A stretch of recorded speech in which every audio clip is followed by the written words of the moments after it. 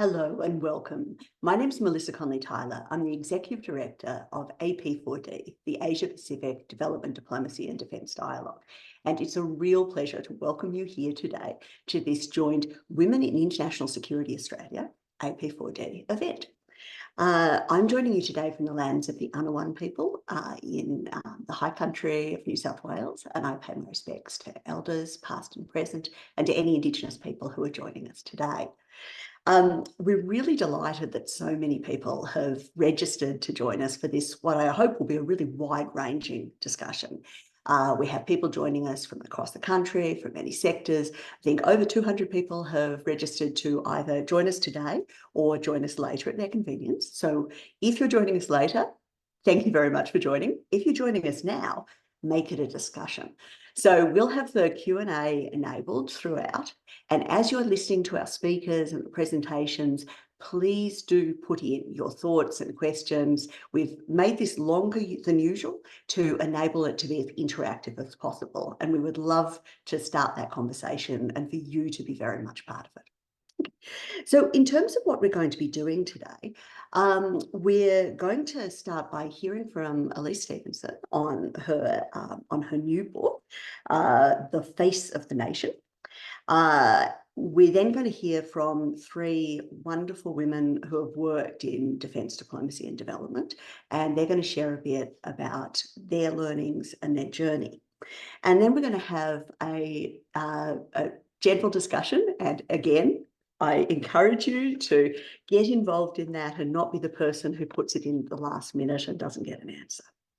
The webinar is also being live captioned, so if that would be useful to you, please do follow the link that appears in chat and you can watch the live caption there. Okay, now in terms of why we wanted to do this, I mean, AP4D was established with, I think, a simple but powerful mission to bring together the different arms of Australian statecraft in a difficult and contested world. So in our name, we talk about diplomacy, development and defence, but then there's lots of things that don't start with D, whether that's trade or international law or policing, a whole range. So when we're talking about all tools of statecraft, we mean all of those. And one of our aims is to very much break down the silos between those. We can see it, interestingly enough, in the careers of some of the people who are joining us today. But certainly we want to bring together practitioners from across those different areas. And a session like today helps us do that. I'm also on I think it's the advisory board for Women in International Security Australia. And I think it's a fantastic organisation, a way that women who work in this area can support each other, learn, and really showcase their work. So I'd like to particularly thank the Deputy President of Women in International Security Australia, Shannon Zinnerman, for the idea of doing this joint event, which I think plays very much into both of our areas. Okay, so I think this is the formal launch from our side of Elise's fantastic new book, The Face of the Nation, Gendered Institutions in International Affairs. It's based on her PhD research, and she's done interviews with former Prime Minister, with former foreign ministers, with more than 50 women in international affairs. And she has fascinating real data points on what representation looks like for women in defence diplomacy and development. I note that it was awarded the International Studies Association Prize for the quality of the research. And so we wanted to start off by giving Elise a chance just to tell you some of the key findings from the work she's done. So over to you, Elise.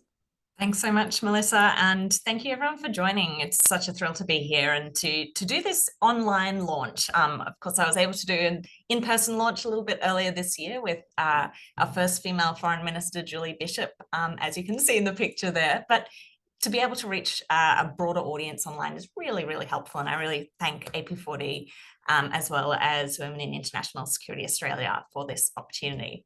So I am, coming to you from the ANU, where I'm Deputy Director of the Global Institute for Women's Leadership. And so forgive me if I am a little bit of an academic and give you a little bit of an academic lecture, just a brief run through of some of the themes of the book. But I'm going to try and make it as interesting as possible to really set up this discussion here today with our phenomenal guests.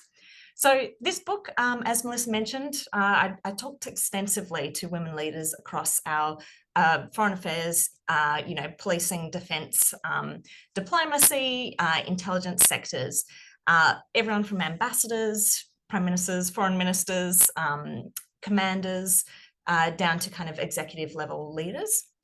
But I also prepared this with a deep analysis of some of the policies that are out there designed to help achieve gender equality in this sphere.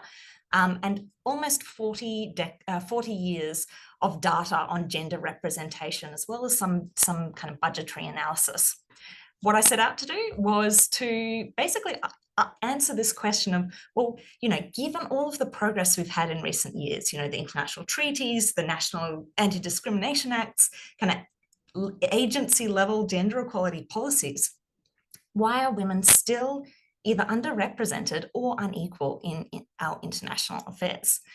I did a bit of a case study, focusing on DFAT, defence, AFP, home affairs. However, I also looked a little bit more broadly at kind of our foreign policy machinery. So I'm going to run you through some of the findings, as well as kind of some of the kind of key takeaways, but hoping to get some more questions throughout, and you're welcome to ask more about what I can't get through in this 10 minutes. So I'm going to start with representation. So I think the really first thing that kind of comes to mind is people wanting to know, well, where are the women?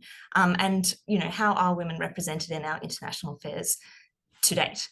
From where we're standing right now, 2024, Australia is leading in many ways across some of our international affairs machinery. We're at a point in time where women are near parity in heads of mission in diplomacy and in the SES. They're a majority of EL positions, and overall in departments like DFAT. And they're also, in many cases, over double the kind of national averages in terms of military representation too. So we're starting to see that in terms of global leadership, Australia is clearly at up towards the leading edge of gender representation. But really importantly, my book really sought to go beyond just the numbers, I suppose, and dig in a little bit deeper. So you might be looking at this, somewhat detailed graph, but I just really want to highlight a few things really quickly. So if we look at some of the agencies that I studied, from the ADF right over there on the left-hand side, through to AFP, kind of the sworn divisions, so uniformed police officers, Australian Border Force, uniformed again, Department of Defence, more civilian side, AFP unsworn, so more civilian side, the Home Affairs portfolio, more civilian, and then DFAT, of course, civilian. We can kind of characterize these agencies across more militaristic to more diplomatic or bureaucratic. And what we see is that even though agencies like Home Affairs and DFAT actually have some of the highest representation of women overall in their agencies, until very recently, they also had the largest gaps between women's overall representation and their representation in leadership. If you look over there towards the militaristic end of the spectrum, agencies like the ADF, or kind of divisions like the ADF and the AFP, sworn policing officers, they were actually doing better job at proportionally representing women overall and in leadership. Now, this is really, really interesting, and this is quite a unique insight that would have been hidden had we not dug deeper. It also highlights that the high-level statistics, it's worth pushing further, right? To say that militaries are the most male-dominated spheres of state is both true, but also hides the nuances of how they might be better placed to proportionally represent women. I dug a little bit deeper into, well, why might this be the case? And a few things really came out in the research. So things like the transparency of challenges. We've had decades of reviews into women's treatment in the Defence Forces, for instance, or AFP, very high-level sexual harassment and other cases, which have made the challenges quite visibly obvious. And therefore, in my research, women describe them being easier to navigate in a sense. They knew what they were getting themselves into and how to navigate paths around that. In addition, We're talking about careers that are quite highly structured. If you enter tomorrow, you know where you're going to be in 5 years, 10 years, 20 years.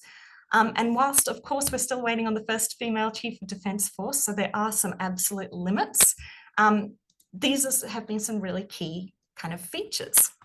Now, I'm going to add a caveat again, though. So since a lot of the bulk of the data collection that I did, we've now approached 4 decades of data, and by kind of covering this last few years of data on DFAT in particular, we see that the gap that has existed for decades between women's overall representation in the departments, that's kind of the top line there, and their representation in senior executive service or leadership positions, which is the bottom line there, over a 3-decade, 4-decade period, that gap has remained relatively consistent until policy was introduced. So we started to see the introduction of women in leadership strategy in 2015 and the gender equality and women's empowerment strategies. And we saw actual targets. We saw the development of a women in leadership secretariat, which had power, strategic positioning and funding, and targets.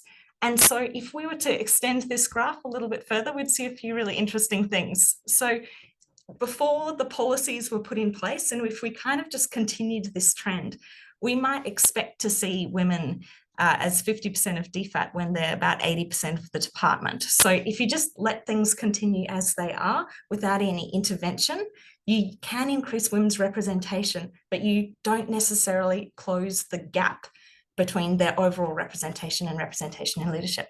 Now, DFAT has recognised that these trends, and they introduced policy, and it has started to close the gap. And so we are now sitting at a point in time where we're hoping to see over 50% of women in heads of mission by this year. So policy can be a really great success. If we look at other agencies like AFP, we see trends where even though they are slightly better at representing women in leadership compared to women's overall representation, we've got a pipeline problem, right? So if women are only about 23% of the AFP in general, and currently, or when this data was collected, around 32% of leadership, it's evident that we're not going to be able to sustain that change unless we get more recruits and also better retention of women. So the issues are a little bit more dynamic, and they do differ across international affairs. Another interesting insight that my book touches on is this concept of the glass cliff. Now, you might have heard of it in other domains. Professor Michelle Ryan, who's our director here at the Global Institute for Women's Leadership, famously coined this concept to refer to the pattern whereby women tended to gain leadership positions where their chances of crisis or of failure or kind of the precariousness of their position was kind of highest. So we are at the reality right now where women have now achieved parity or near parity in overall representation and leadership in DFAT. Yet even some of Melissa Conley-Tyler's own research, as well as Lowy Institute research, has seen that since 1996 to 2008, DFAT contracted by 11%. From 1989 to 2009, it contracted by nearly 40% of its overseas diplomatic corps. In addition to that, out of all of the agencies, international agencies studied, DFAT was found to have the least funding. So whilst, home affairs, defence, our more militaristic sides of international affairs has grown, rapidly and significantly in funding as well as status and kind of primary role in international affairs, we're not seeing that same follow through. So what we see is that women have made the most headway in the one international affairs agency that's now least resourced. By kind of comparison, women remain the least represented basically in all of government in our defence and kind of hard security portfolios, if you will, in our kind of more militaristic side. So we're not necessarily seeing it as I don't know, beyond representation, there's a lot of other dynamics and factors at play here that contribute to this glass cliff. In addition to this, you might be aware that, representation does not equal equality. So my research found that genteel toxic masculinities were quite common in more bureaucratic agencies.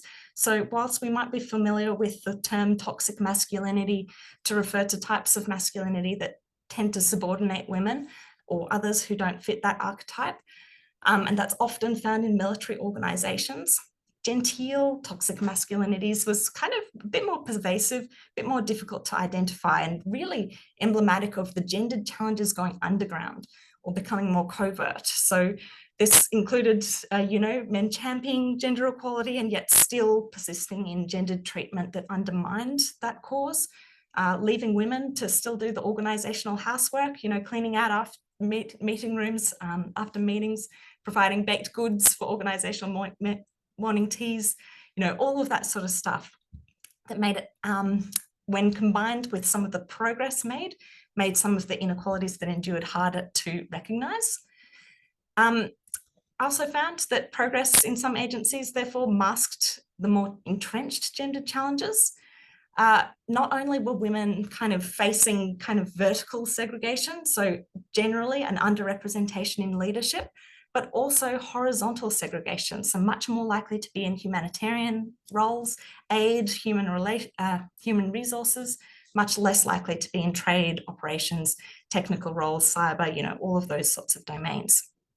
My research found that although a lot of diplomatic corps first kind of justified the exclusion of women in diplomacy based off the fact that, foreign nations might treat women badly, my research found that actually women tended to experience more and worse challenges domestically and within their own agencies rather than from host countries or when they went on international posting. When they did go on posting, though, they tended to be posted overseas to lower status countries and in lower prestige roles. And overall, we're also at a point in time that whilst we have made some progress around women's representation, we're still at a point of asking, where are the women of colour? So we now have our amazing Foreign Minister Penny Wong, who's very clear leader in many different ways of intersectional representation. However, it took till 2018, so over 100 years post-Federation, to get Australia's first female Indigenous ambassador, Julianne Guevara, and that's just really incredible. That was so recent. So I'm not going to go in detail through this, but there's so many different experiences of being overlooked, not given access to security facilities, made to perform in front of other diplomatic or defence commanding forces, being scrutinised or watched, facing trolling or online violence, as well as incredible structural barriers that remained even for our most senior ambassadors and commanders. And, one of my favorite / least favorite quotes there, you can't apply for this, you've got a fucking vagina, which I'm, excuse the language, still wondering, what is that relevance to international affairs? So overall, well, why do women remain underrepresented or unequal in international affairs? We tend to see that there is a legacy effect of discrimination. So while a lot of those policies, such as the marriage bar, which banned or barred women from employment after they got married until 1966. So whilst policies like that have now been repealed, there is a hangover effect or a legacy effect, and our social norms still perpetuate a lot of gendered kind of norms. We also see a duplication of challenges. So women in international affairs, they face challenges at a family, social, kind of individual workplace level, but also internationally when they get posted internationally. When you compound that then across those domestic and international spheres, and then different stages of women's lives. So when you're young and you're trying to start families, but also that's a really important time to gain kind of career traction and momentum, or being older and maybe being able to post more, but having fewer posting opportunities, that complicates the gendered challenges. And so you can kind of really tie that in. Why does it matter? Well, who leads matters. So morally, we have a responsibility. We live in a representative democracy. It's what's right. And we tend to see for these international affairs agencies, they have both exceptional rights and powers, and therefore they must have exceptional responsibilities to do with representing Australians. Strategically, though, we also have great data now coming out that it results in better foreign policy, more collaboration and consensus, longer lasting peace processes, better international reputation, as well as being viewed more favourably by constituents. So there's dozens and more reasons why this matters, but I hope this has given you a little bit of a taster and an insight into the book and why it matters. And if you are interested, Julie Bishop has commented and reflected on a number of those challenges, including the diplomatic class cliff, which I would be very glad to share with over the course of this discussion. Thank you so much, Elise. And we've of course given you an impossible job. Take your massive book and put it into a quick summary. But I think that should have whetted people's appetite for the issues. And I'm encouraging people to start putting questions in now. So what we wanted to do was get some women who've worked in development, diplomacy and defence to look at this and reflect on how that accords with their own pathways, their own careers, and what they've seen, both their, themselves and seen for other women. So I'd like to introduce our fabulous panel. So we have Dr. Betty Barker, who's, I think we have put down as development, but again, so many interesting career. We have Jane Hardy, who we put down as diplomacy, and we've put Dr. Fitriani down for defence. But I think what you'll see when they talk about their careers is that most of them have done a bit of a lot of things, some development, some diplomacy, some in the UN system, a whole range of different experiences. And we'll obviously put their longer bios in the chat. So I suppose I wanted to get that sense of, what the journey has looked like. I was thinking myself when Elise put the graph up. My career started pretty much at the start of Elise's graph. And that was a time when there was still, quite, well, in my life, there was direct discrimination against women, and it was very hard to see what your pathway might look like. So from my perspective, there's been a lot of dramatic improvement, and I think we want to celebrate that. But at the same time, I think we're still fighting battles. It is by no means over. So I've asked each of the panelists to reflect a bit on that journey for them, what it looked like when they started, what it's like now, and, what battles, I'm afraid, are you still fighting? So I'll start with you, Betty. What would you like to share? Absolutely. Thank you firstly for having me, and thanks Elise for sharing a little bit about your incredible book, which was a delight to read to begin with. I can start by sharing my journey as a young woman who's come from the second largest city in Fiji, and my professional career really started when I moved to Suva, which was the capital, during undergrad years. And it just so happened that my first job was with a UN agency, and that was my pathway into the field of international affairs or development, and then eventually a little bit of academia too. One of the things I think is crucial to understand for me personally in the story of me was that these opportunities opened up when I moved. And so the mobility, moving from one place to another, and from there on, the doors kept opening, and it was around recognizing what those opportunities looked like and where they were. If I had stayed in my home city, it's the reality is that, as it is for many Pacific young women, that these opportunities are not there. And so you need to be in a place where these opportunities are for you, for it to open other doors for you. And so since those early UNDP days, which was the start of my career, I have since, moved around quite a bit with the multilateral system. And so a lot of working with intergovernmental negotiations in New York and Geneva and Bangkok, and trying to understand what those processes are, working with the regional women's rights organizations, coordinating what the reality on the ground looks like, and trying to bridge the gap at the UN level, which was what inspired me actually to take on a PhD eventually, and focus on where the evidence was. One of the things that I knew from the get-go was that I wanted to be part of the solutions. And I wanted to focus all of my time and energy in figuring things that could fix it. Yes, there are significant challenges, but we've come so far. And I was committed to being a part of the solutions, and taking it further from there. And I organically found my space in the gender and climate movement. Naturally, for many of us who come from the Pacific, climate change and climate crisis is a reality. So I found myself thirsty for developing the evidence on what that looked like and the gendered impacts of climate change, not just in the Pacific, but across the region.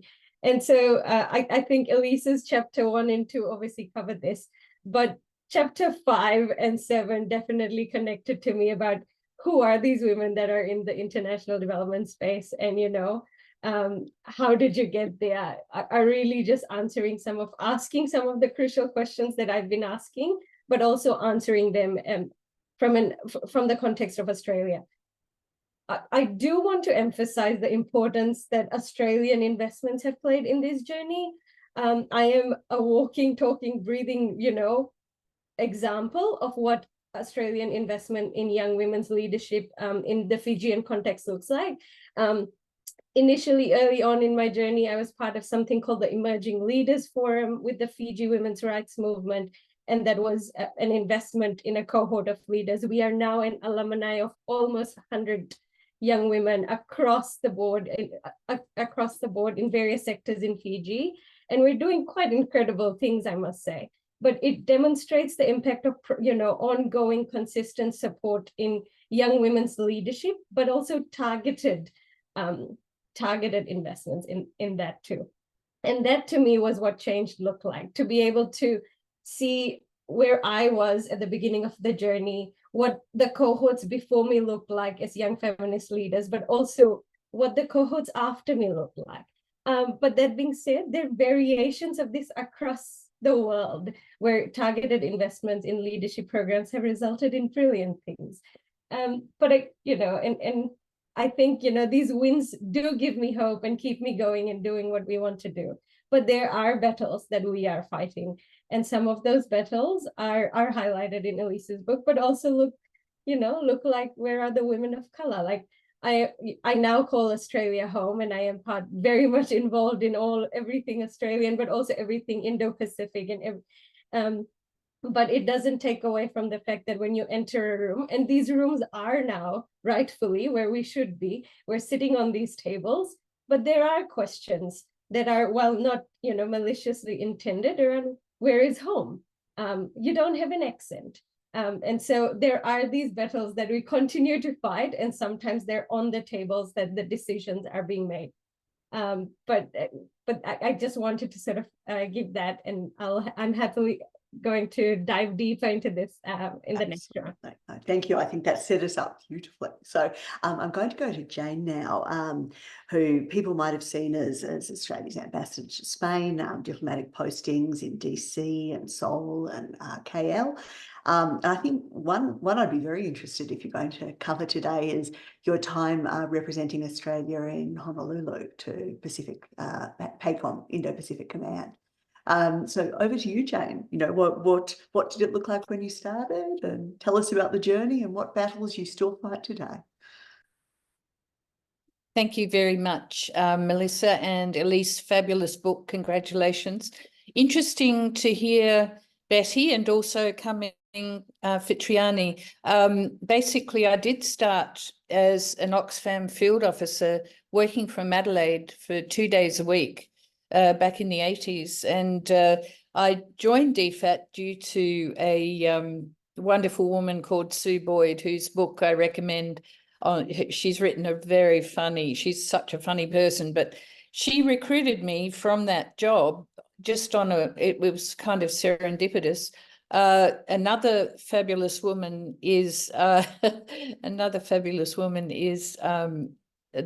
woman who appeared on my panel when I was interviewed, and that's Di Johnson, and also just one of these wonderfully supportive, insightful, intelligent and effective women. They taught me a lot about things. For a start, I got a big shock because I'd come from Oxfam where, there were more women and it was all dispersed and we were working around the world and we were ahead of the public service on things like part-time work or flexible time work. And then I came into this incredibly hierarchical institution, but I sort of enculturated very quickly. It was quite difficult. I was a mother already, and in our group, there were half women, half men, and Di recently said at my farewell from DFAT, she's so proud of the fact that most of the women have stayed in DFAT over these 33 years since she was on a panel that recruited me. So there's great longevity in this profession, and especially in DFAT.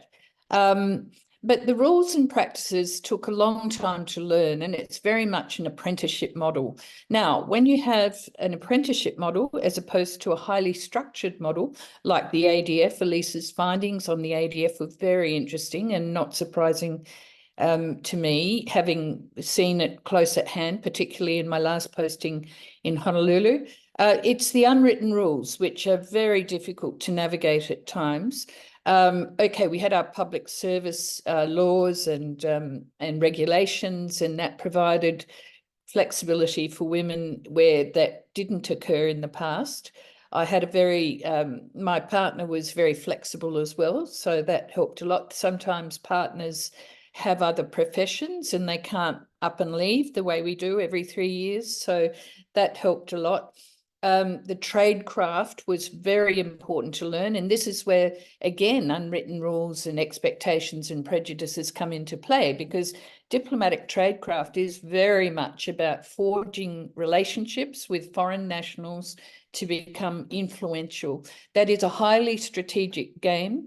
We play it very seriously inside our missions and inside our work units. We have strategies for influence, but ultimately it's a highly sort of intimate person-to-person game, and that can be quite hard in some countries. My first posting was Malaysia. It wasn't quite as hard then, maybe because I was more junior, but it could have been. Interestingly, my posting to Spain when I was at the head of the mission as ambassador, Spain, such a progressive country, I was constantly, my husband would get out of the car with his grey beard and his black suit, and constantly the whoever organising the event would go to him and he would say, "This is my wife, the ambassador."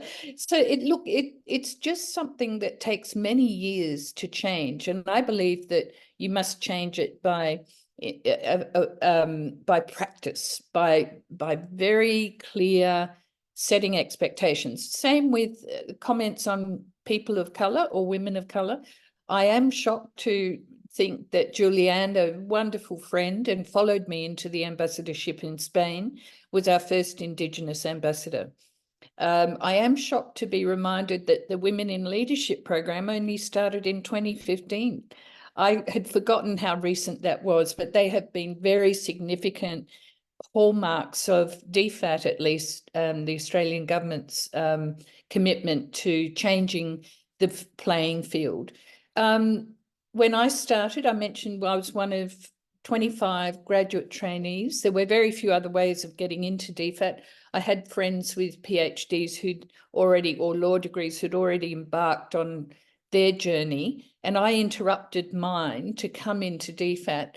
There was ageism as well, is another factor, and I'm not sure, interestingly, whether this corresponds with gendered stereotypes, but there were definitely ageist stereotypes. So I was 32 years old. Certainly I found it on my first posting in Malaysia within the mission.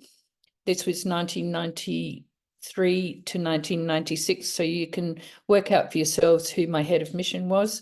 There were the department, I think Elise has outlined that the department has weathered terrible losses in terms of budget.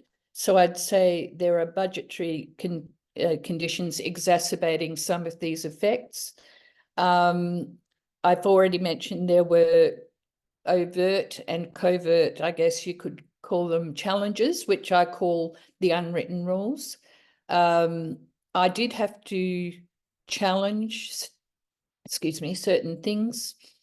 And with, I must say, in that regard, in a bigger mission like Malaysia, we had a number of women. So size is important, and we work with each other to challenge certain stereotypes and assumptions. And this ranges from whether you're expected to attend a golf day, the young males were, the young females were not, or whether, which sounds very old-fashioned, and believe me, it was an old-fashioned diplomatic world at that time, or whether you, you know, whether you, I had to fight to get a large enough house for my family, because the assumption was a lowly, I was second secretary, if you know the diplomatic ranks. It was the assumption that there were 5 one-bedroom apartments had been purchased by the High Commission in Kuala Lumpur on the assumption, they were quite nice, but the assumption was there were 3 admin assistants and 2 second or third secretaries, and that they'd all be young singles or singles. Isn't that appalling? Anyway, from that to now, I think Elise has outlined the gains made by Foreign Affairs. A tribute to Julie Bishop, one of our best ever foreign ministers, and Penny Wong, one of our best ever foreign ministers. They haven't made huge changes to our structures. I think our structures are still difficult to navigate. This applies to a lot of people coming into DFAT from other walks of life, that the structures really are geared towards the grad cohort, and it hasn't changed that much. It is changing, but it's very slow. The horizontal segregation that Elise writes about is still prevalent, although diminishing, and I pay tribute to both Peter Varghese and, following him, Francis Adamson, for addressing horizontal segregation. I won't go into the details, but those who read Elise's book will find this resonates greatly. We still have, I was one of a group that was highlighted in a first Women Heads of Mission exhibition put on by Francis Adamson. And I went through the little book. I wasn't in Canberra at the time. I went through the little book and I counted the number of women EL2, which is a non-SES rank, but a high rank, but a non-SES rank, non-senior executive, who were heads of mission. And it was about half of all heads of mission, and they were in very small, very difficult posts. I had a friend in Ponape, and, you know, had friends in other Kathmandu and other places where it was a difficult life for them, but they did extremely well. And I counted the number of women at the SES Band 1 and then the SES Band 2 level in that cohort of first ever heads of mission who were women. And the SES Band 1, which was me, it's by far the most, because that is the kind of ambassadorial level, if you like, the largest cohort. SES Band 2, very few. And as Elise points out, not yet in Washington or London. We have had Penny Williams in Jakarta. Hooray. We've had Jan Adams in both Tokyo and Beijing, and of course, Francis Adamson herself. So there's a lot still to be done. The glass cliff, I'll just finally comment, yes, the most important element in my experience, women who pick up the pieces and do the really tough things, compounded with areas which are badly funded in traditional diplomacy. That is true for Australia in all the key studies. Now, in Honolulu, quickly, ADF, overwhelmingly male, but some really inspiring female ADF. A few have made it into the 1 and 2 star ranks. And interestingly, as we did things together with the various US commands there, on the women leadership, women peace and security agenda, which is a formalized UN program, which has been, I think, very successful, though I appreciate anyone's view on that over the years, whether that has been or not. I actually sat in on a panel with the US Air Force Pacific, and I'd be interested to note whether there are differences between the different commands, Air Force or different services. But Air Force doesn't require women to be big and bulky and strong. It does require women to be highly gifted in certain technological and other areas, and engineers and pilots and people like that. But we had women from around the Indo-Pacific, and we were showing there was a huge spectrum of experience from some in our Asian partnerships, our Asian partners, including very advanced economies like Japan and Korea, where women were still fighting for basics like leave and maternity leave. That is a fight which keeps going, but we have more or less achieved some gains there, whereas this is not the case for all military. Through to our one star from the Australian Army, a single mum who was just so inspirational, and talked about how the Australian Army had helped her in her career navigate all of the complexities of life and give her flexibility in dealing with that. Third thing was we have female submariners on the boats, on the submarines with their male colleagues living in bunks this big. They had their bunks are this big and they're not segregated. And we have placed our first female submariner on a Japanese submarine together with, she was the only woman on board. And I think she had a pretty good experience. And it just, those sort of examples really open the aperture, including with our partner countries. Now, perhaps I'll just leave it at that. I was treated very well by the commanders. Yeah, I was thinking that was a lovely inspirational note to finish on with some of the things that have happened. I would like to move now to Dr. Fitriani. She's based at ASPI, the Australian Strategic Policy Institute, in the Cyber Technology and Security Centre. And yeah, her area is obviously around cybersecurity, but also women, peace and security, and some wonderful work with the UN. So I wanted to get another little introduction. We will be coming back to each of our speakers. I can see that people are putting in their questions and the speakers are even answering them in real time. So please put more questions in as you go. So, Fitriani. Thank you for the opportunity. I have a sore throat, but I hope you can still hear me. I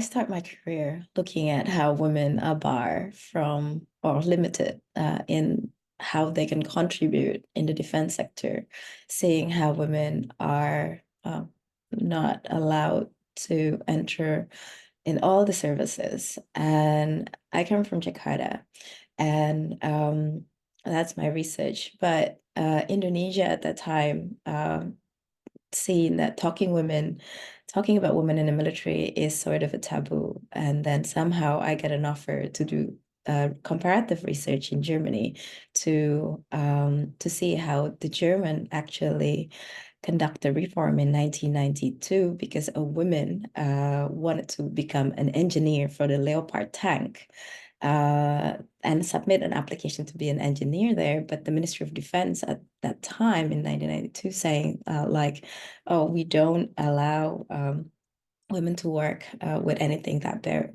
weapons. And then she actually fought her way through court, both in the local level, national level, and the EU level, and she won. And Germany have to change its constitution to allow women to enter all services in the armed forces.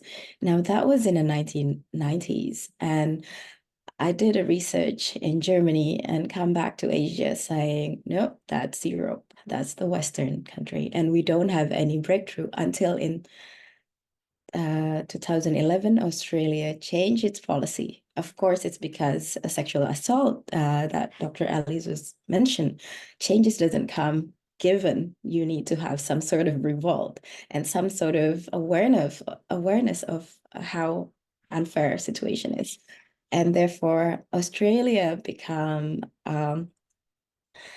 an example of like, oh, a country in the Asia Pacific decided to do so. And I got the offer to work in Singapore as a researcher. And I argue that perhaps Singapore can do it because women can also have the same right in the defense and security. I got the chance then to work on a PhD.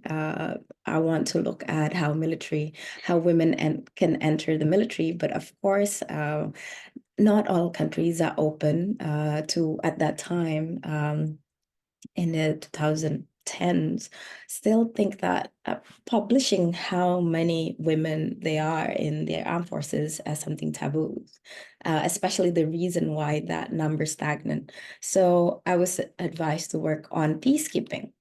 And at the same time, as Jane mentioned earlier, that the UN have this resolution of women, peace and security that encourage women to take part in a greater role in the UN peacekeeping forces.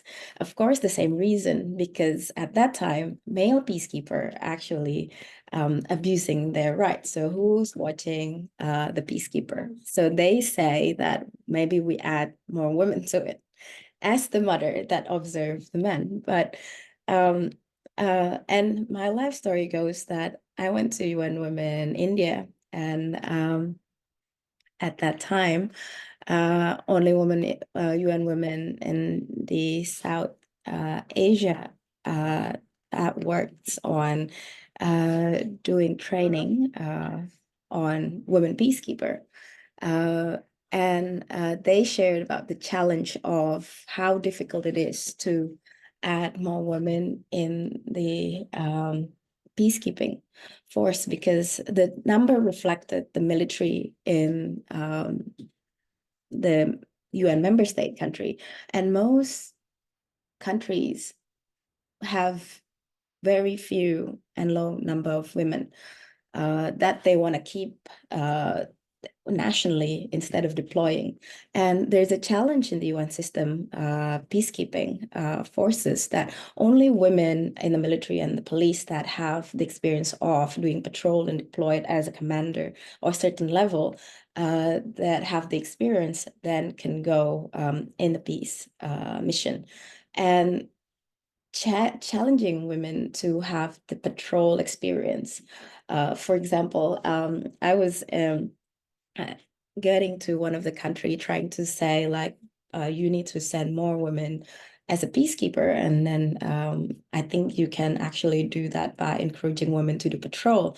And the challenge was like, if we actually allow women to do night patrol, as a police officer in the country, they say, what do they think? The girl would think instead of only doing robbery, they were thinking about something else. But that kind of limitation toward women actually not giving women the chance and the voice. So I'm working on the UN system that also have its own challenge, because only in the 1980s and 1990s the UN actually be open enough to have more women in its staff, and therefore the empowerment of women in the network is also gradual. So I try to work continuously in the UN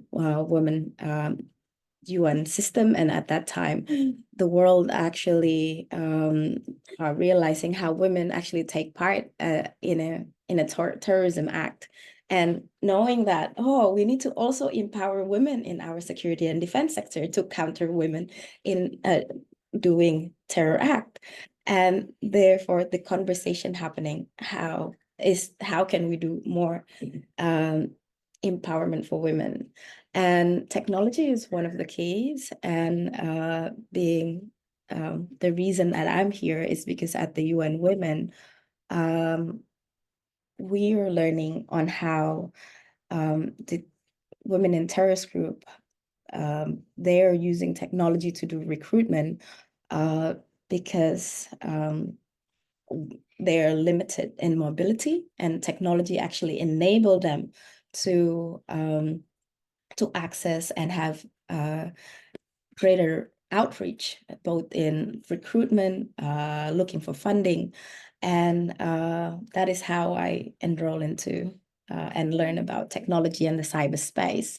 And I think in my experience, learning about new topic and being agile enough not only to move countries to pursue opportunity work, as Dr. Betty mentioned, I think able to look for where's the growth opportunity and honing the skill of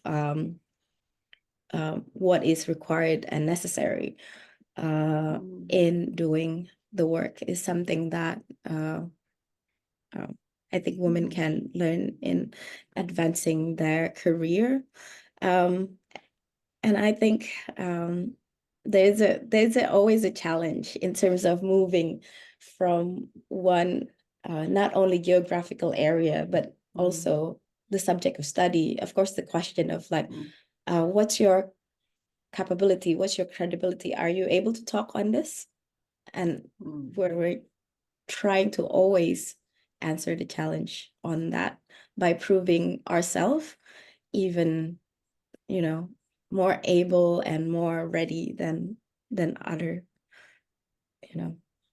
in the given situation. I think that's for me. Thank you. Yeah, and I think what you just said, Fitriani, in terms of, that constant battle, the proving yourself, I think that sounds like a commonality among everyone who's spoken here today. But Elise, I might go to you just for any reactions, and then we're going to move to audience questions. So please keep putting some questions in there, and we'll be with you in a moment.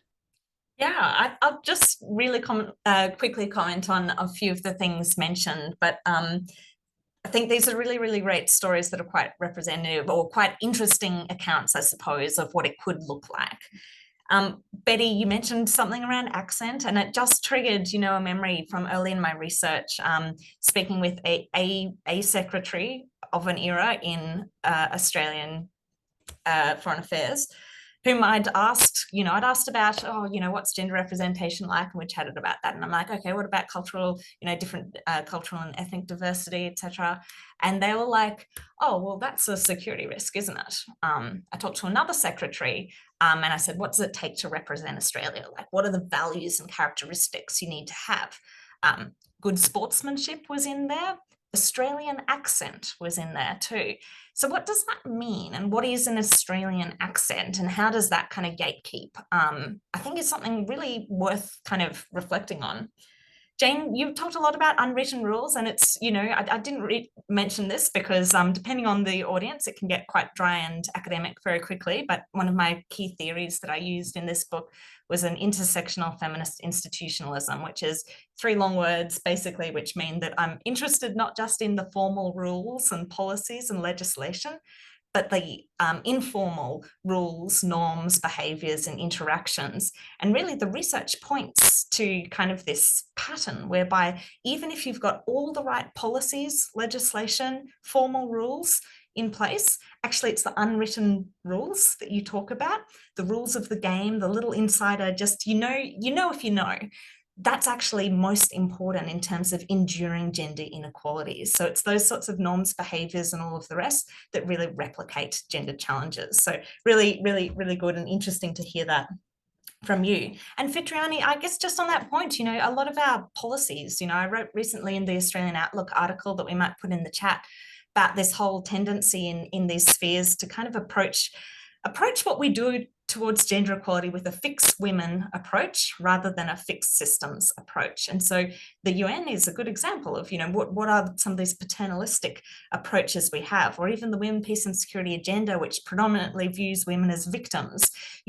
How does that kind of actually help or hinder? And I think you mentioned kind of these moments of revolt that maybe stir a little bit more action. And again, we talk in institutional history often. there's a thing called path dependence, which basically means, you know, if your institutions, your defense, your foreign affairs were started by men, made for men, you know, all of the rest, that's really hard to change over time. They kind of atrophy and they become quite structured, so that even if you're trying to be more gender equal now, you know, you're fighting against history. Now, where that you get a breakthrough moment is these kind of critical junctures, and that is where you can kind of see this opportunity to somewhat remake institutions. But it's interesting because in the case of defense, you know, some of my interviews with some very senior people who were in the machinery at the time in which many of the reviews into the sexual harassment in and treatment of women in defense occurred, they spoke about, well, hey, if we're having a new review every year into women's treatment in defence, we never get enough time to implement the recommendations of the previous review. And so if you want a really effective way to look like you're doing something without doing anything, it's to have review after review after review. So I think that this is also a really kind of key thing to think about kind of when we're looking at what does get traction. And even when you get a critical juncture, can it really remake the system, or are we still stuck where we were, just with a few tweaks? But over to you, Melissa. I know we've got some great questions. Oh, we do. And thank you to our audience who've been coming up with some great ones. Well, look, I think what we might do is use a couple of framing questions that have come in from Sibylla Grady from the Australian Academy of Technology and Science and Engineering. I got that right, ATSI. Good to see you here today, Sibylla. So she's looked at, and I think it's the way you were talking about it, Elise, that we can't see it just as fixing women. You know, women have to do things differently individually. There's also the structural side. So I'd like to go through both of those. Sibylla's question is, what are the solutions we can implement at an individual level to try to push change? And I think we can see that in some of the other questions that we've got, where we can see, for example, from Amiel Numaha, who's the chairperson of the Federation for Wandjung Communities in Australia. Thank you for joining us, Amiel, who is very interested again on early interventions or approaches and models. So I might go around again and ask those questions. So Betty, I'll start with you. Sure. And I'm going to have one go at it because I know the other panelists will have something to add on similar lines.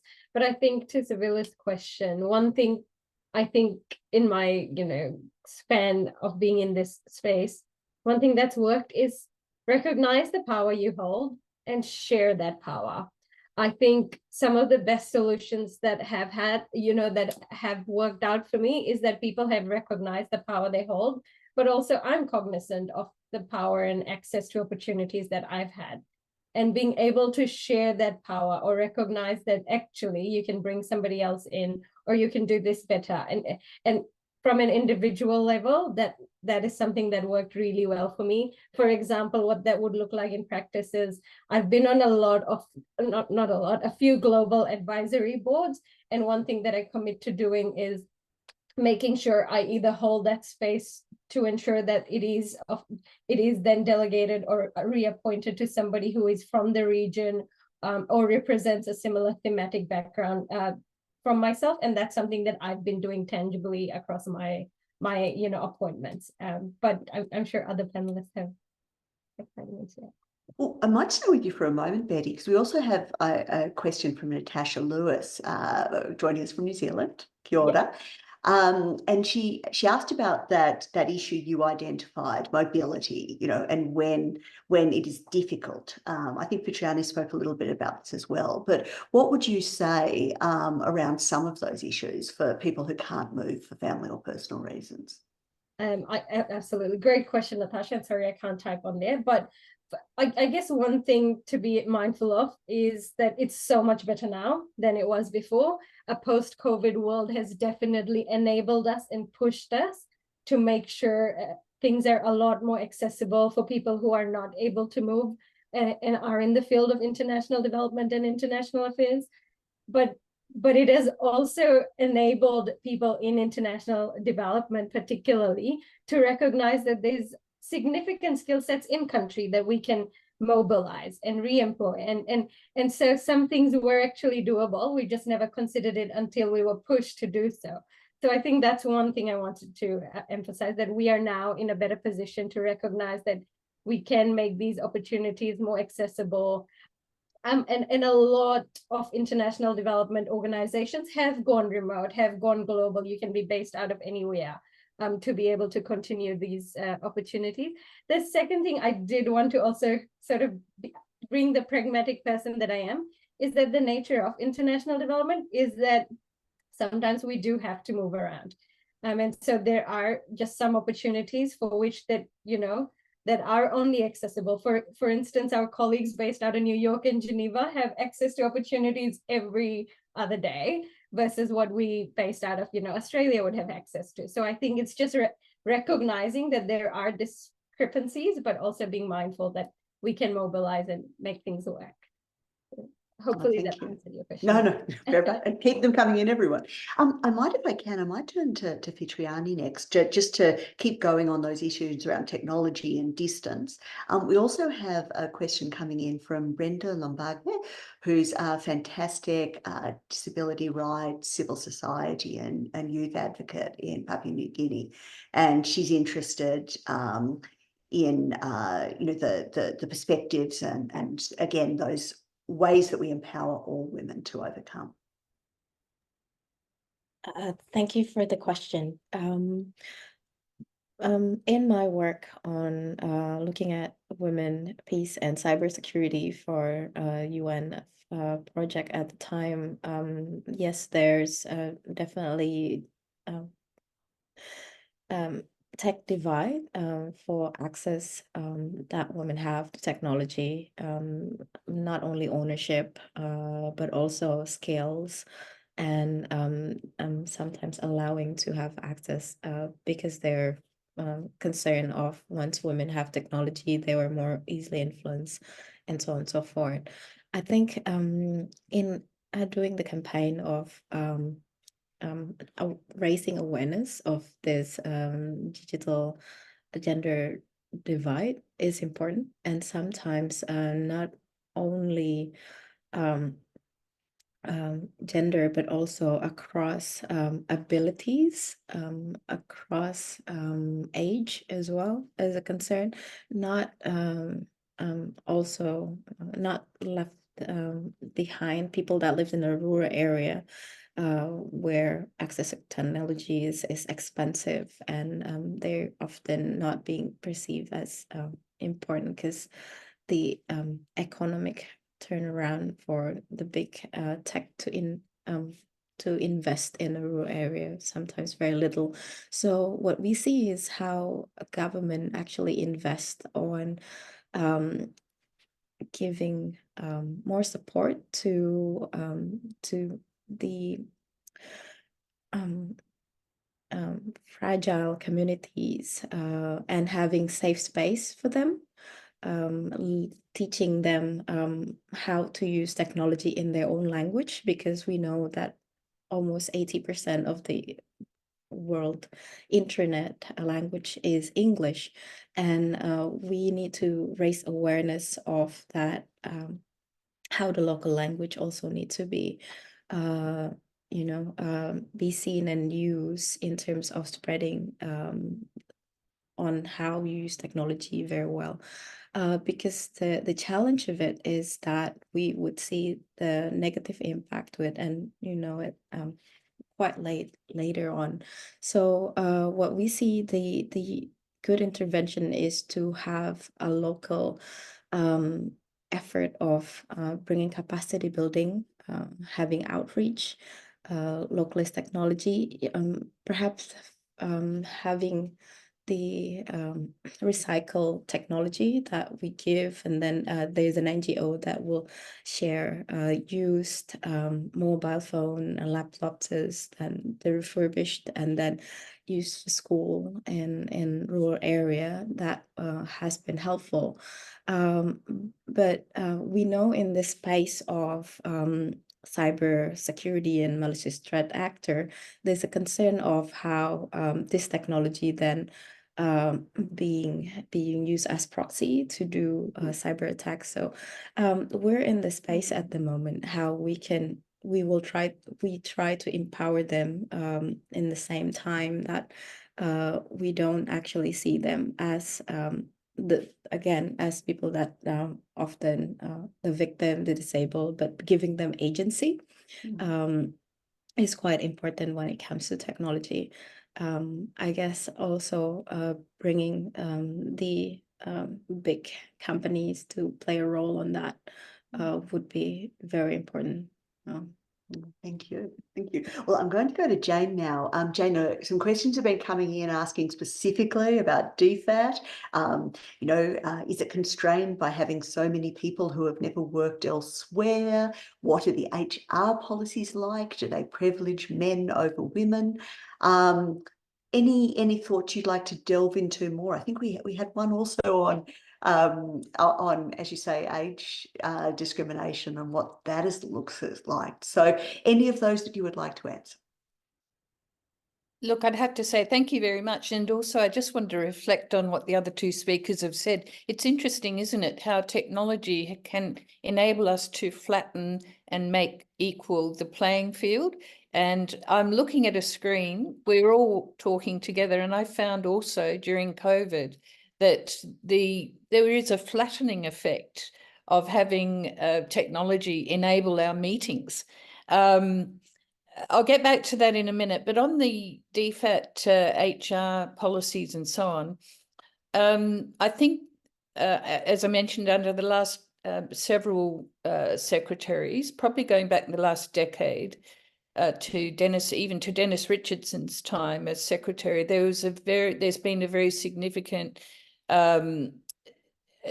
not formal reviews. Well, there have been reviews, but not in the way that Defence constantly churns out reviews. We don't have enough staff actually to constantly do reviews without having outcomes and having them implemented, because it's frankly a waste of time. But I believe the HR practices have improved greatly. I've sat on various panels for promotion over the years. The first time I sat on one was 25 years ago, and it was at a time when we were starting to really look closely at our inherent biases, and we were recruiting grads, and I spoke up about how we need more people with a little bit of a life experience, etc., because I came from that background, who perhaps had been overseas already. And the chair, Ruth Adler, very rightly said, but Jane, you come from a middle-class family. Of course you've been on an AFS year abroad. Of course you've been on a school trip. It's important to go right back to the basics and look at our inherent biases, intended or otherwise. And we do that all the time. And I believe most people in DFAT do that. It's been codified into our work. It's a never-ending struggle, though. It will never be something that we don't have to be highly conscious of. So I'd say that attempts to be highly conscious of the biases and institutional practices which have not empowered women or other minorities have been, well, it has to keep going, and recognise that it must keep going. I have personally experienced some backlash after, affirmative action policies, but I'd say that, that's anecdotal. I don't want to talk about it really, except to say that I think it's highly individual. And where you do detect it, it's interesting that it reveals a great deal about a person across the table, which then empowers you to deal with it. It's where you can't see it that it's most destructive. Just getting back to how we can change our systems and whether we can. In DFAT, I would say I learned a lot from another person who I used to sit in on divisional meetings. I wasn't in the division, but I sat in on these meetings. And this person had a way of dealing with these meetings, and I implemented it myself from then on. And that was to every meeting, nominate in advance a relatively junior person, often a woman, to chair the meeting, to learn the business of how you command a room, to control the meeting, and to get what we want out of the meeting. It's a tactical thing. You must practice it. You can't help women develop and have influence if you don't give them personal skills. I also sat on a breakfast panel at one of the big Carnegie Nuke Fests in Washington, D.C. Rose Gottemoeller is a great hero of mine. She was then Undersecretary for Disarmament and Non-Proliferation Efforts in the US State Department. And she had dealt with the toughest of the toughest of the toughest. She had negotiated arms limitation treaties with Russia over decades. You know, you can't get more male and technical and difficult a job. And she said, if you leave it to natural attrition, it will take 700 years for women to reach parity in nuclear affairs. That's just one example, and I'm sure there are others. We must structurally change, and Frances Adamson did embark on that in DFAT. But I have another friend who's done studies on these things, and her comment was, when women reach 30% parity, they have visibility that reaches a kind of psychological level, and typically organizations stop advancing or consciously advancing women into positions because 30% somehow is seen as 50%. Elise, I don't know if you've got any data on this. Yeah. It is a fascinating psychological element to what we're talking about. And I think like that the job is done. That's what the we're job is done. Okay. Women have reached parity. The job is done. And she said, this other friend said it was a very consistent finding that at 30% it was done. Look, Elise, you've talked about other foreign institutions, the UN and so on. I am still struck by how many men appear in these photographs of the executive committees or of the foreign ministers' committees. And I'm still incredibly proud when I see a female Australian there represented in those committees. And that's due to both structural change, but also training people on a personal level to command the room and to have influence. We must do that constantly. Well, thank you, Jen. I feel like you've moved us exactly into where we wanted to go on the questions we had from Sibylla on, what are the systemic changes, and from Shannon Zimmerman from Australian War College around some of those formal and informal barriers. Melissa Hitchman, who's a DFAT secondee who's doing her PhD at ANU, asks us a tricky question. I think I'll give this to you, Jane, and then Elise, I'll ask you to come in, which is, when do we expect to see some of these positions filled by women? So you said, Jane, you enjoy seeing more and more female faces in those pictures, but when are we going to see whether it's a Chief of Army, Chief of Defence, CDF, Secretary of Defence, etc.? So I'll go to you and then Elise. Well, I'm thrilled to see our second only Governor General installed the other day, and wasn't she impressive? Hi, Melissa. Melissa, by the way, is a very, very valued colleague. We've worked together over many years and also doing a breakthrough PhD research. I hope you don't mind me mentioning that, Melissa. When will we see them? Well, interestingly, Penny Wong commented as they took power, Labor took power in 2021, that she would, sorry, not 2021, 2022, wasn't it? That she would work to make sure that career diplomats and minorities and women and so on would attain these high positions. And then she did. She was very good in messaging through press releases and things. These people have done all these hard yards. You don't know their names. They're not politicians. but they are people in whose hands we trust the representation of Australia, and not just representation, but their ability to influence the host government where they're living. That is another thing. It's not just the accent or whether you can play golf, or sport. It's the ability to influence your host government. Huge efforts are needed. So she did a lot to promote the idea that we have a class of very highly skilled diplomats who will play these roles. But then when the two political appointments came up, one London and one New Washington, I detected a kind of extra explanation had to be given in her press releases. This is just a personal observation. Now, they are exemplary. We've worked, both Mr. Rudd and Mr. Smith have been fantastic bosses that I've worked with over the years, and they will be perfect for those roles. And we'll just see what happens with others. But I think it's still taking far too long.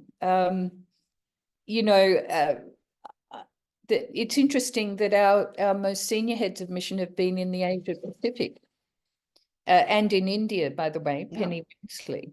Mm. I don't know is the answer. The diplomatic postings are 3 to 5 years, so there's a natural cycle of appointments which perhaps can slow things down. Right. Is that enough? I think that's excellent. Well, maybe we'll go to Elise And because she has graphs and she can try to project off her graphs. So what's your response to that, Elise? Oh, I'm not going to do any forecasting like that. And I unfortunately get to work with Melissa all the time as one of her supervisors. So thanks, Melissa, for joining. But I think that this is one of the challenges. I think, you saw from the graphs that I showed earlier, women are there. So, even if at minimum they're only proportional in senior leadership, we should at least see one of those head of service lines or CDF positions filled by now, really, proportionally. So we're already lagging behind. And I think, if I can just say some very quick remarks on the systems change type stuff, all I'd say is, I think I say this in my book, actually, if gender equality was achievable by policy alone, we would have already achieved it.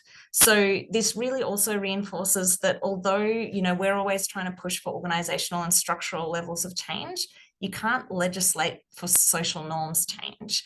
That is so much more difficult. And I was just reflecting on some of the research this morning, and there's really good evidence that raising men's awareness of gender inequalities, for instance, does not reduce gender inequalities. So raising awareness is not enough. So doing all this research is great, but the research actually says that you need to see behaviors in order to also do those behaviors. So this is where the whole top-down leadership and role modeling approach is actually quite helpful. There's a lot of research around it.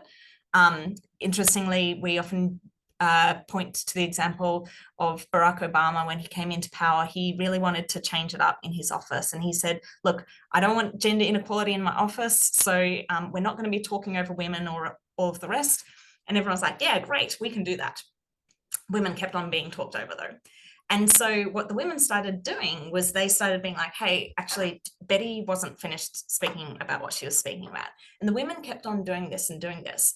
Gradually over time, so about a few months later, the men started doing it as well. And that's when you started getting norms changed. But because we're talking about behavioral change here, it's not enough just to say, you need to stop doing X, or this is the issue. There's great evidence, for instance, unconscious bias training doesn't work. It often raises consciousness of people's biases and embeds them further, right? So we need to go beyond knowing the issue to kind of having an almost experimental scientific approach to trialing different solutions, particularly if they can have a normative base to push forwards behavioral change in this area. Thank you for that. And I think Jack Hayes, a colleague from ANU, has just made, I think, a very similar point. So thank you for that. Now, while I'm just looking at questions, if anyone in the group, we've got a wonderful group of people here who care, has anything to suggest for Bella Anise, she's put her email address in there, and you should feel free to contact her and give her your views. Now, what I might turn to now is I might come back to you, Betty, if that's okay. We have some great questions here from Brenda Lamage and from Georgia Kane, talking about perspectives as gender diverse communities in the Pacific, and the way we work around equality and equity. So I want to see what you'd like to share with them. I guess I'm going to take a very simplistic approach and say there is a long way to go, but some of the leadership on the global field in terms of gender and social inclusion in climate leadership is being demonstrated by Pacific Island nations. And so there was this sort of narrative around there was a lack of political willingness to take action in climate change, and this, and no women negotiators, no heads of delegations. Actually, so the Pacific delegations are some of the most crucial ones that are leading this conversation and are having women, young men, gender diverse people being a part of their delegations. And so that's one step and could be considered something progressive. But that being said, climate change is a very tricky space. And for more reasons than, for no reasons actually, is considered to be a technical area where the dominance is for some reason centered and saturated around the technicalities of the language, of mitigation, and some things that are just inaccessible to people who are being most impacted by it. And so the narrative needs to be about climate justice. And Georgia, in response to that, purely to say that there are diversities of opinions. And one of the things that seems to be working in the work that I'm currently doing, which is being a part of implementing two of the largest adaptation projects across the world through Green Climate funding with Save the Children in the region, is recognizing that you have to be working with both players. You have to be working with community-based organizations to ensure that their realities are reflected in the responses that we're taking, but also you have to be in the rooms where these discussions are taking place. So sometimes you may be the only voice in the room. There are quite a few gender equality advocates you would have seen have sort of pointed out that the global narrative around the upcoming COP and then the imbalance in the initial committee that was actually highlighted was all men. And when they did appoint women, it was really women who were, just done because of the global backlash to it. So I think the reality is climate change is tricky, but it is also an opportunity to make sure that the voices of communities, but also the global key actors that are going to be redirecting resources or opportunities need to be on par. And some organizations like the ones that I work for and work with play a role in bridging that gap. A lot of the time, that is sort of our role. I do also want to flag that some of the time we are fighting backlash to progressive language that was determined 20 years ago. So sometimes when we enter these rooms and it's a climate change negotiation, often there are, discussions around why are we talking about gender equality, or why are we talking about young women's issues? It's a climate change negotiation. There have been instances where discussions from state parties have come to that. So I think it is a complex way, but I am hopeful that this movement has an opportunity to unite us across our diversities, across our age groups. There is genuine momentum and willingness to see climate action in a way that could benefit us. And also agree with knowledge sharing. I think we need to create more opportunities, but we also need to make sure who's listening and what are they going to do when we share these opportunities. So, thanks. Oh, thank you. Well, and I might go to Fitriani just to continue on with that, particularly the question coming in about, people of colour in white spaces and how one manages that.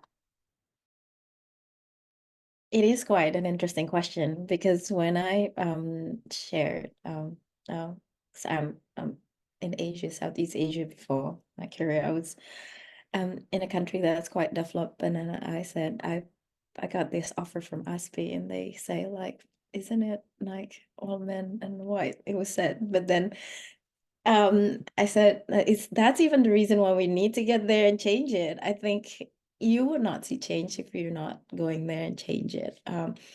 But again, the question is, when I wanted to do it, they would say you do it, but you don't want to be a martyr for that. But I said, like, unless you're not convinced of what you can do, you would have doubt that the system will change you, instead of you can bring something to the structure. I think there are actually criticism of how the field of defense and big corporation as well, the cyberspace, male dominated and Caucasian dominated. I think because of technical gap, because of the language that we converse in them. And sometimes, as I think Jane rightly mentioned, we need to learn about how we can go about in them, and to learn the code, to know how to negotiate, control the space. And it takes time. I think just be there and try to convince that there is a valid interest, there's a issue need to be fought for, just like Dr. Betty mentioned, that having that continuous discussion of specific issue, for example, the climate change, and also representation of the similar interest that needs to be continue on and pass on, raising that when there's nobody raised as well. And the methods that Dr. Elise was mentioning about, like, we need to say something when their female speaker being caught off. I think that is something that in Australia I see they slowly changing, but I know other countries in the region is not as advanced, and I think there's where Australia can play a role to influence, to show how Australia does it. Like when Penny Williams became the ambassador, Australian ambassador to Indonesia, and she went to this pesantren, or like a religious school, and she needs to wear that headscarf, and she still command power. And then this is showing how Australia enable having woman leader, and I think that's inspirational. So please continue to be that role model. Well, and I think everyone's been answering the question that Ian Barr put in, which is, what are some of the most powerful next steps? And I think a lot of the things we've discussed are powerful next steps, and that we can be doing in the different places where we work. So I'm conscious we've got to finish in a moment. So I thought I would finish up with one question that's come in from Andrea Fay, who's at the National Security College, and she asks, what gives us hope that things will change? Because we have talked about the battles today. Where do we find our hope, and how do we keep doing it? So I might stay with you, Fitriani, and then move back through Betty, Jane, and Elise. With the book, you can finish up. Thank you. I think change is happening, and I have hope, because I see how changes happen, and where gender minorities are giving spaces and allowed to, I guess, share their opinion and being You heard. see progress, and that gives you hope. Betty. Yes. Sounds good.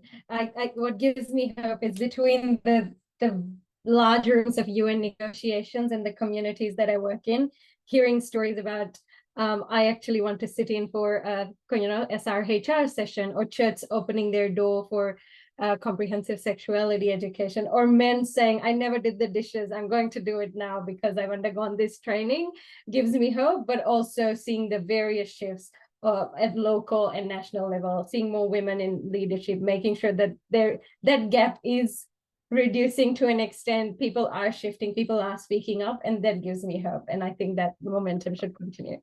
I love it. One sink of dishes at a time. Jane. What gives me hope, a little bit counterintuitively, is something Elise said earlier.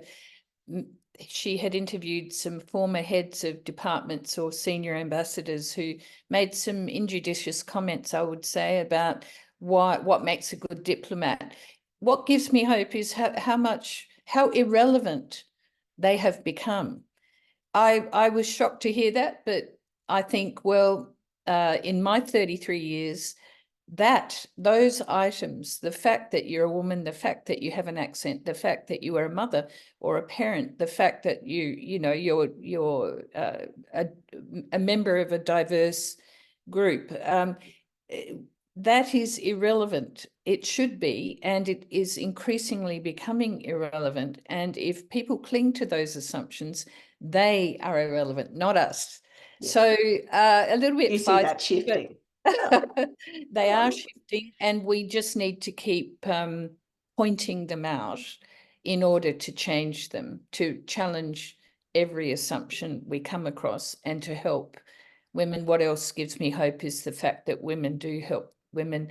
I'll just finish by saying another favorite saying is from Madeleine Albright, former Secretary of State for the US, who said there's a special place in hell for women who don't help other women. Elise. Yeah, I mean, this conversation, firstly, all of the amazing, conversations that I've had over the years from all different genders who have come to the table and who've really taken this up. But I guess one thing I'd leave with is, the World Economic Forum, they do the global gender gap ranking every year. Normally, Scandinavian countries are, number 1, 2, 3, 4, 5, all up there. Australia's not doing too well, but perhaps if the global gender gap ranking was purely based on women's representation in international affairs, Australia might rank number 1 or near to it. Now, that's pretty cool, right? Mm-hmm. So I think that that's something to be pretty proud of and to give us hope. So yeah, we've got a lot to do, but maybe compared to the rest of the world, we're also not doing too bad either. And change is possible, which is worth Absolutely having this discussion. So I think all that remains for me is to thank everybody, to thank all of our speakers, to thank everyone who joined us, to thank the AP4D team, and to thank Women in International Security. I think if you've enjoyed this discussion, that's exactly the sort of place you should be spending your time and getting involved in WIIS activities. We'd also love you to stay in touch with AP4D, so please do look at us on social media, sign up for our mailing list. I don't know that we'll top this one anytime soon, but we do organise fascinating webinars and we'd love to see you again. So thank you all to our speakers and to everyone who's joined us today. Thank you, everyone. Thanks all.